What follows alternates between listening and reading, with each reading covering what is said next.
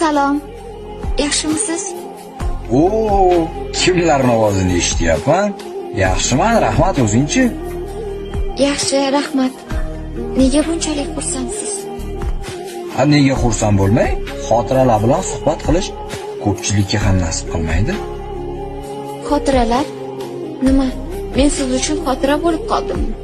Ha, o'tmishga aylangan shirin xotira. Xo'sh, men o'tmish bo'lsam, buguningizga?